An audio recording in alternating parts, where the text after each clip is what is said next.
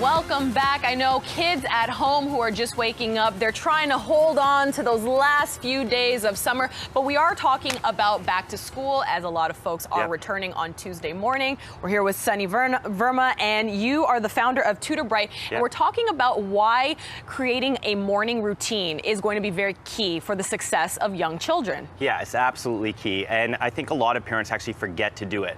And because school's right around the corner, I think this is the perfect time to build a morning routine. And what we should do is build it as a family. So parents, this weekend, sit down with your kids and create a list of every single thing they have to do from when they wake up in the morning to when they actually leave for school. And in this list, you got to include everything from like make your bed, brush your teeth, take a shower, pack your lunch, pack your homework, right? Of course. You don't want to forget that. And the reason why you want to do it with your kids is because it creates a sense of ownership over the task, which as a parent, the big benefit is it will allow you to hold them accountable, right? And so not only are you teaching responsibility, but I think the best thing that you're doing with them is you're actually going to help navigate the crazy September mornings. Absolutely. And if anything, maybe even this past week, maybe starting to at least get an alarm back. Because, you know, kids sleep in during the summer. Set those alarm clocks now, right? Yeah, even during the weekend. Absolutely. So kids have developed a terrible habit of sleeping in, and it could take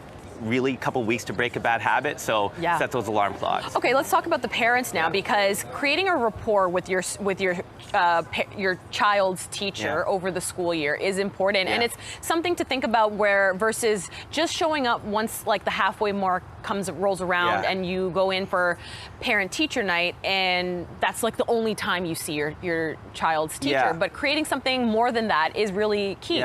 So the relationship between the parent and the teacher is absolutely pertinent to the student's success, right? And the first thing we have to remember is that the teachers are the most underappreciated profession in the world. So what I always suggest is allow your child to buy them a small back-to-school gift. It could be one of those cheesy mugs that says, "Hey, world's greatest teacher," or it could just be like the old age of giving an apple, right? And the reason why this is so important is because this small gesture can go a long way.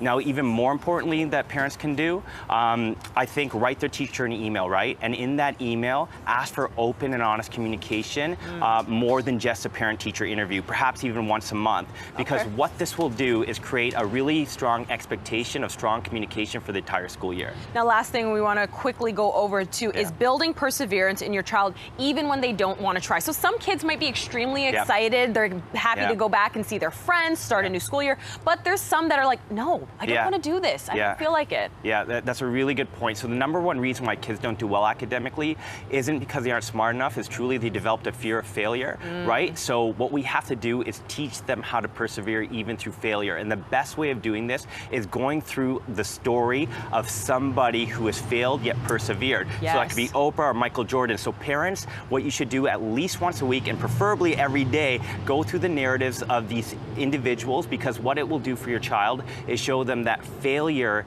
doesn't mean I need to quit. If anything, it means I need to persevere. So true. Some really great points. Sunny, thank you so much for stopping by with us.